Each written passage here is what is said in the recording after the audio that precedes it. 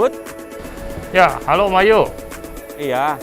Ini enggak, gara-gara kemarin sok yang belakang kan udah diganti, udah enak nih. Oh. Cuman jadi masalahnya kurang pas lah depannya.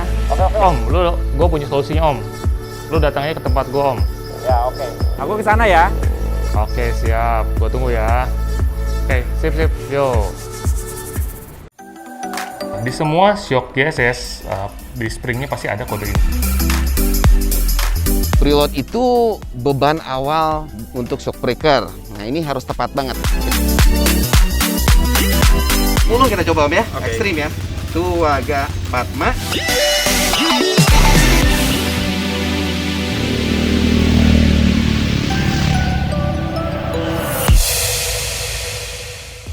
Hello Hypesoner, balik lagi dengan gue Budi Budiana dari HPSet TV. Bicara tentang handling, power style, dan maintenance. Di sini tempatnya. Kali ini gue masih bersama dengan Kang Anto. Mau bahas apa kita kali ini? Jadi tadi itu Ya, tadi gue dapat telepon dari si Om Wahyu nih. Jadi membahas masalah yang ada di motor Om Wahyu, gue punya solusinya. Apa solusinya? Ini dia. fork upgrade kit. Ini kenapa kita tawarkan sebagai solusi dari kasusnya Om Budi. Om Wahyu. Kemarin itu sempat ganti shock breaker belakang. Betul. Dari situ Om Wahyu merasa bahwa belakang terjadi perbaikan yang luar biasa. Betul. Namun karena shock breaker depannya masih standar, merasa dia kurang seimbang. Oleh karena itu, kami dari ISS menawarkan High Performance Upgrade Kit. Ya. Kita lihat terlebih dahulu apa isi dari package yang teman-teman akan peroleh bila mana kalian membeli ini ya. Oke, jadi kita langsung unboxing aja dulu ya. Betul. Kemarin itu Om Wahyu ganti shock belakangnya ya menggunakan G-Sport dari YSS. Oke. Dan sekarang kita mau pasang ini ya. Dapat instruction untuk pemasangan. Manual. Betul, manual. Lalu di dalamnya ada stiker lucu banget ISS 4 Kit yang biasa dipasang di bagian bottom ntar ya Om ya. Betul.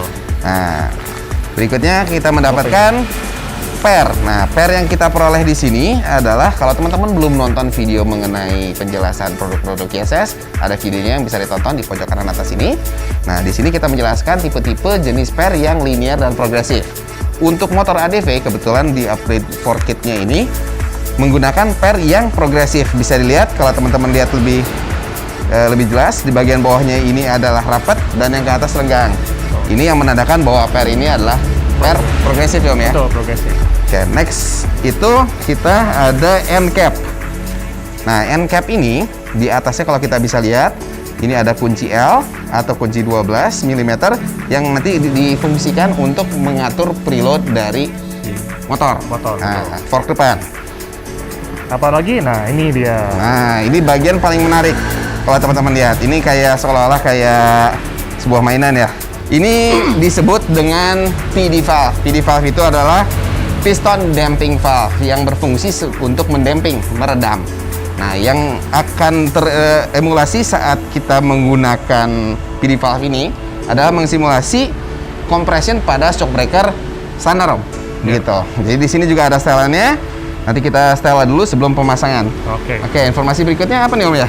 Jadi kita di TTC, kita mau menggunakan foam ini untuk melakukan pengukuran pada motor. Betul. Ya, pada shock. Karena apa? Ada beberapa hal yang harus diperhatikan sebelum kita melakukan penggantian shock sebenarnya. Terutama yang jadi masalah nih, yang orang kadang-kadang nggak kepikiran adalah tekanan ban. Ya. Karena gue pernah dapat pengalaman nih, orang pasang shock gua, tiba-tiba ngeluh nggak enak. Ketika setting enak, bawa pulang nggak enak. Ternyata begitu dia balik lagi dicek, dia tambahin angin, tambahin angin dan over. Jadi kalau untuk memastikan tekanan ban itu karena salah satu bagian dari suspension dan handling, itu pastikan teman-teman menggunakan tekanan ban yang sesuai satu dari pabrikan motor. Rata-rata kalau untuk motor yang pakai rantai yang manual itu bisa kelihatan di chain guard di situ ada. Atau untuk motor-motor matic itu kita dibawa dalam bagasi ada tekanannya. Selain dari itu teman-teman juga bisa mungkin langsung main ke situs resminya ban yang kalian pakai, merek apapun itu dari produsen. Nanti mereka ada tekanan yang direkomendasikan oleh pihak pabrikan. Ya karena di sini juga kita harus cek juga ya, maksudnya seperti dia pakainya biasa sendiri atau berdua. Lalu fungsi dia pakai box atau enggak, terus seringnya dia misalnya buat touring atau harian atau misalnya buat balap Karena itu settingan itu akan pengaruh nanti ke performa atau kenyamanan mereka ketika Kendaraan, mengendarai. betul. Nah, selain dari itu juga, yang paling penting dari sheet ini adalah untuk memastikan satu adalah ride height, ketinggian motor saat kita menggunakan. Nah, kita coba sebisa mungkin, semaksimal mungkin mendekati spek pabrikan motor itu. Betul. Jadi motor nggak jadi lebih tinggi ataupun nggak jadi lebih pendek. Ya. Ini fungsinya nanti kita akan praktekkan sewaktu pemasangan dan penyetelan di motor ADV-nya Om Wahyu. Nah, topik berikutnya, karena tadi saya sempat sebut-sebut dengan PD valve ini nanti akan mensimulasi atau emulasi sebuah compression di shockbreaker kita. Ya, satu hal yang harus diperhatikan saat keluar dari box ini belum disetting. Jadi kalau teman-teman pasang sendiri di rumah, hal-hal yang harus dilakukan adalah pertama menyetelnya dengan menggunakan kunci 7 mm untuk bagian belakang, karena di bagian belakang ini menggunakan self-locking nut yang tujuannya agar tidak longgar saat terkena vibrasi atau guncangan di jalanan. Langkah pertama, kita pegang belakangnya, lalu menggunakan kunci 3 mm, kita longgarkan dulu sampai posisi per itu tidak tertekan, no preload. Jadi kalau nanti teman-teman bisa lihat di sini, nah ini PR-nya sekarang goyang nih, Longgar ya? longgar. Nah dari sini kita putar dulu sampai posisi PR itu pas bersentuhan dengan baut bagian atas ini.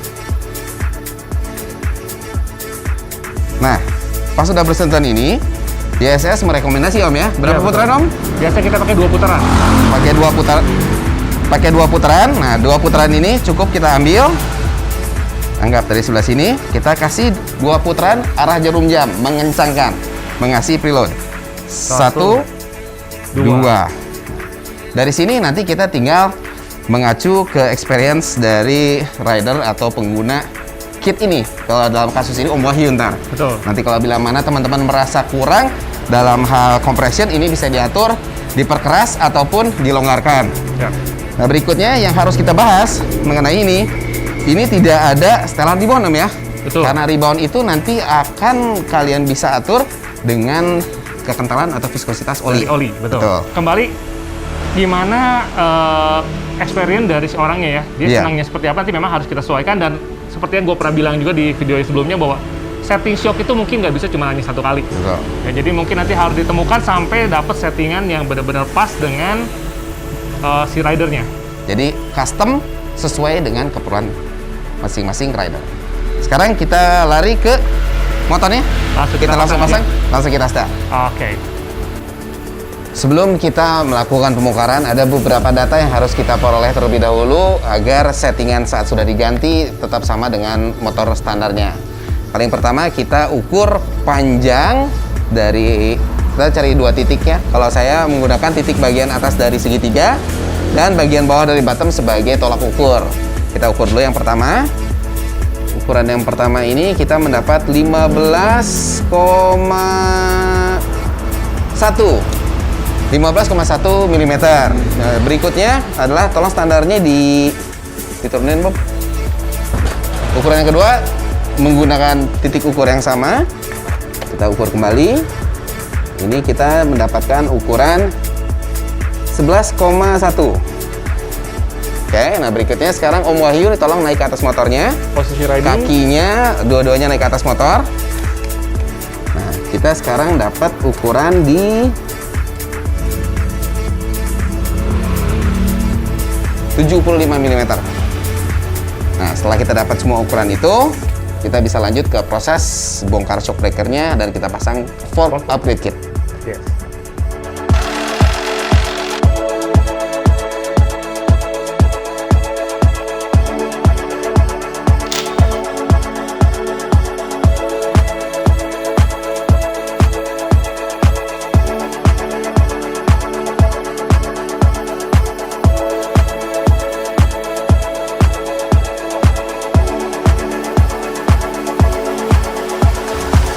Untuk mengisi oli dari shockbreaker yang kita pakai ini, untuk ISS itu ada 2 guideline.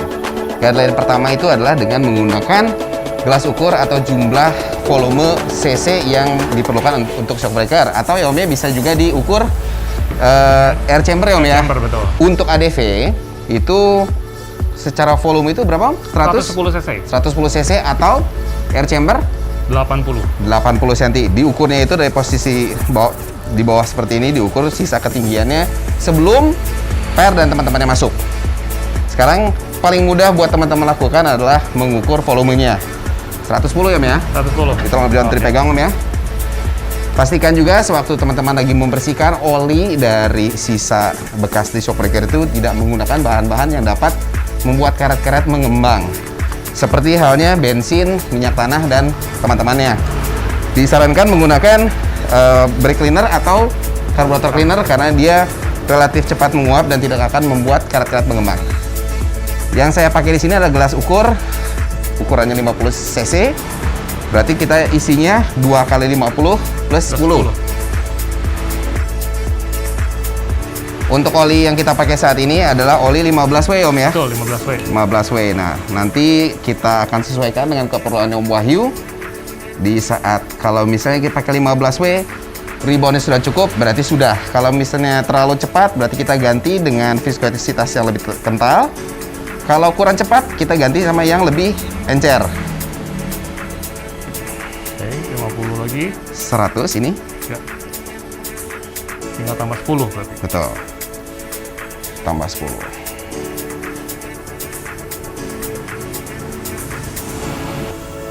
Tujuan menggunakan gelas ukur itu atau diukur air chambernya agar salah satunya adalah jumlah oli yang terdapat di masing-masing shock breaker adalah sama. Jangan sampai nanti salah satunya pincang. Nah, setelah dimasukin seperti ini akan didemonstrasikan oleh Om Budi. Kita harus kocok terlebih dahulu shock breakernya dengan tujuan mengeluarkan udara yang terdapat di bagian bottom chambernya si shock breaker ini. Pastikan setelah semua dirakit jangan ditaruh di posisi tidur seperti ini, karena itu dapat menyebabkan udara yang sudah kita buang masuk lagi ke chamber bottom dan ini bisa membuat oli yang kita pakai menjadi lebih cepat panas karena udara lebih cepat panas dibandingkan oli. Nah, gunakan oli yang baik secara grade karena ada beberapa oli yang dia itu dapat disebutnya foaming. Nah, kalau foaming ini dia itu berbusa sehingga membuat oli menjadi keras, di seolah-olah shock breaker kita menjadi keras. Seperti kalau teman-teman lagi riding jarak jauh, udah riding sejam 2 jam, rasa suspensi depan itu merasa lebih keras, itu biasanya akibat dari foaming. Sudah, Om? Mari kita cek dulu. Oke. Berikutnya yang kita pasang adalah PD valve yang tadi, yang kebetulan udah di set terlebih dahulu dengan 2 ukuran yang akan berfungsi sebagai emulator compression di shock breaker. Ya. Kita masukin terlebih dahulu, jangan terbalik. Posisi valve-nya itu harus setelahnya di atas, murnya di bawah. Jangan sampai terbalik. Kita masukin. Nah, ini belum kubuk, Om Budi, maaf. Oke. Setelah ini baru kita masukin pernya. Sambil Om Budi membuka pernya, ini yang bagian atas ini adalah preload end cap-nya. Jadi nanti di end cap-nya ada setelan, bisa menggunakan kunci L atau kunci 12 mm untuk mengatur preload dari shock breaker depan. Dan juga ini ada petunjuknya juga nih untuk cara masukin si pernya itu dengan kodenya di sebelah atas. Nah, ini kadang-kadang menjadi sebuah kontroversi di mana bagian rapat di atas atau di bawah. Nah, namun di sini untuk mempermudah teman-teman agar tidak terbalik posisinya saat menggunakan per yang progresif, itu jelas tertanda kalau di bagian yang rapatnya itu tidak ada sama sekali kode. Dan kalau di sini ada kode. Nah, kodenya ini juga sebenarnya mirip sama kode-kode ISS yang lain ya. Di sini ada konstanta pegas, ada diameter dan kepanjangan dari per ini tersendiri. Jadi bagian ini di atas. Betul. Fungsi berikutnya adalah kalau kita mau nyetel atau kita mau cek, kalau di atas lebih mudah ngelihatnya. Oke, kita masukin ke dalam. Karena dia sudah ada oli. Nah, segini. Baru ini end cap-nya kita pasang. Kebetulan pakai SPI. Jadi end cap-nya kita tekan dulu, nanti dibantu sama SPI-nya. Dari sini SPI-nya dimasukin ke dalam.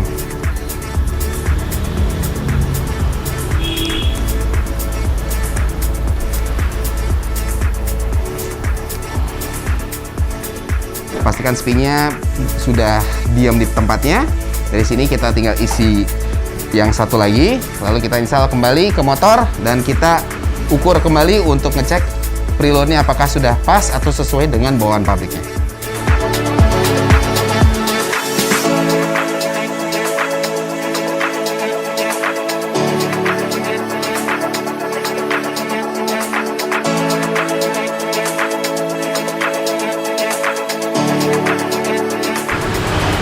Shockbreaker sudah terpasang kembali. Sekarang kita kembali cari data setelah diganti springnya dan lain-lain ya.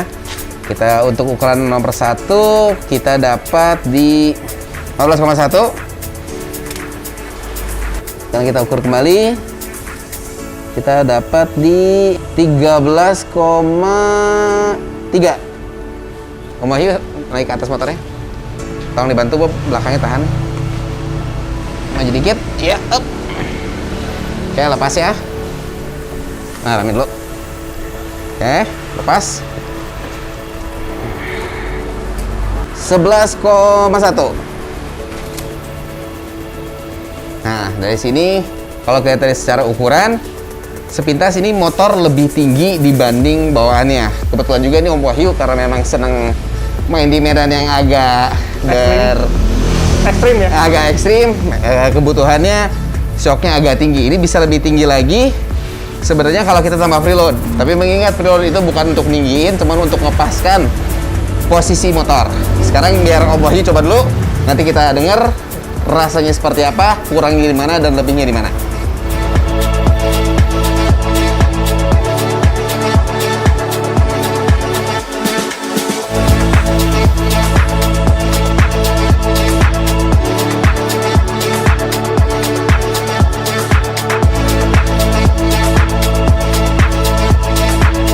Hitungannya udah bagus itu. Udah. Oh, tinggal nunggu Om Wahyu datang ke sini ya. Nah, ini dia nih. Oi. Gimana, Om? So far so good sih, cuman kalau jalan yang pelan-pelan dia rada kestang gredek-gredek dikit, tapi kalau digas enak. Kalau kena ngajar polisi tidur kayak gitu? Polisi tidur kalau saya rem sekaligus udah hilang suara jeduk-jeduknya yang kayak shockbreaker bottoming. Ya, betul, hilang seperti itu. Tapi di ADV memang sering seperti itu biasanya. Oh, sering bottoming. Ya. Ini udah hilang ya? Udah hilang sebetulnya. Ya, jadi kalau kita lihat dari ceritanya Om Wahyu sini bahwa sekarang ini kalau pelan agak keras seolah-olah kayak nggak pakai shockbreaker. Nah, itu pengaruhnya itu bukan dari per, cuman dari PD valve yang tadi yang mengemulasi compression. Tadi kita kasih 2 putaran, sekarang kita bongkar lagi, kita ganti 1 putaran, seharusnya kompresi lebih enak. Saat lagi pelan-pelan harusnya jauh lebih nyaman. Oke, siap. Gitu. Kita coba lagi ya.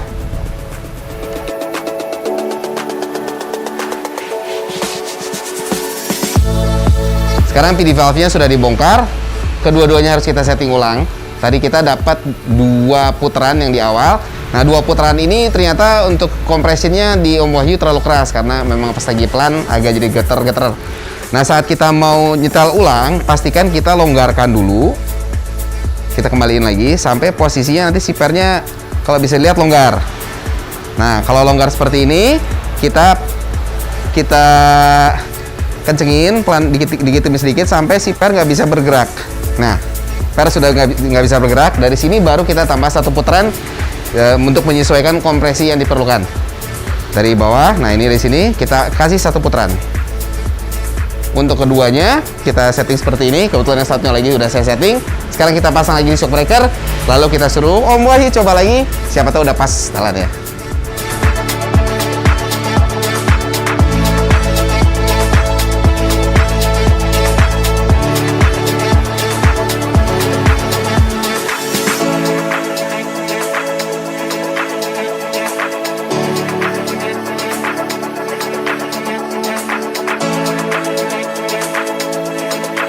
Ini Om Wahyu kan udah gua setel depannya nih ya, jadi kayaknya belakang harus di setel juga. Nanti gua ingetin dia nih pas dia datang. Nah, kebetulan nih. Iya. Gimana Om Wahyu? Mantap. Oh gitu. Ini baru bener-bener motor, enak dipakai. Tadi yang kerasa lagi pelan-pelan goyang-goyang? Udah hilang. Udah hilang. Udah hilang. Jadi udah cocok nih ya. Cocok. Untuk reboundnya udah enak. Udah enak banget. Siap. Nanti kalau misalnya kurang-kurang bisa di setel lagi sendiri atau datang lagi ke sini kita bantu setel. Siap. Nah, untuk mengingatkan juga bahwa ini depan belakang ada setelan preload. saat nanti Om boncengan atau lagi touring bawa box, jangan lupa untuk preloadnya di setel. Oke. Di bagian depan ini, di bagian fork atas, itu bisa pakai kunci L atau kunci 12 mm. Nah, karena ini konfigurasi suspensi berubah, ini saya bantu sekalian untuk setel ulang preload bagian belakang biar makin asik bawanya. Oke, siap. Oke, thank you banget Om ya. Thank you. Thank you.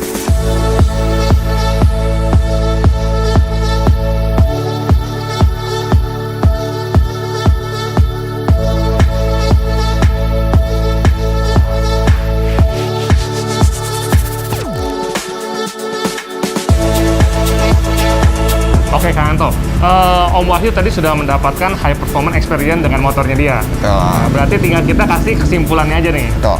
Kesimpulan nomor 1, apa ya?